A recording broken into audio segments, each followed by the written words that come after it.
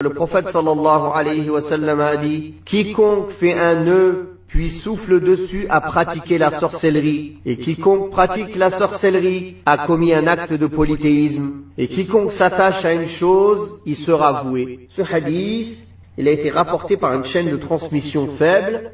Sahih, c'est que c'est un hadith mursal de Hassan al-Basri, rahimahullah, wallahu a'lam. Donc, dans cette parole, le souffle cité est celui accompagné d'une demande de protection ou d'aide aux démons, et accompagné de paroles qui, lorsqu'on les récite, permettent aux djinns de se manifester et de servir ce nœud sorcier. Tout souffle sur un nœud ne correspond donc pas nécessairement à de la sorcellerie, parce que le djinn se met au service de cette sorcellerie, donc il a pratiqué en faisant cela de la sorcellerie.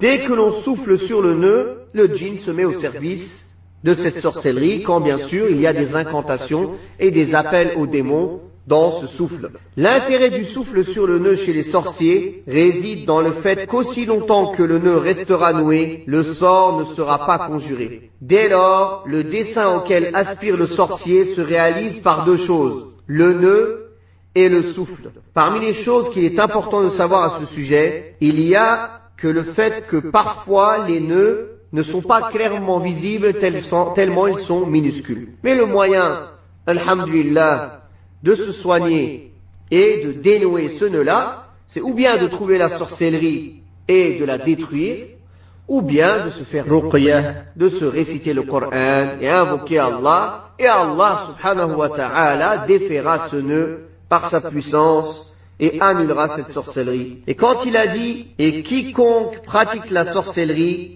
a commis un acte de polythéisme », ceci est une affirmation générale. Et quiconque s'attache à une chose, il sera livré. Quiconque s'attache à Allah tabaraka wa ta'ala, Allah lui suffit. Et si le serviteur s'attache à autre qu'Allah, il sera voué à celui-ci ou à ce à quoi il s'est attaché. Tout être autre qu'Allah tabaraka wa ta'ala est indigent et a besoin de lui.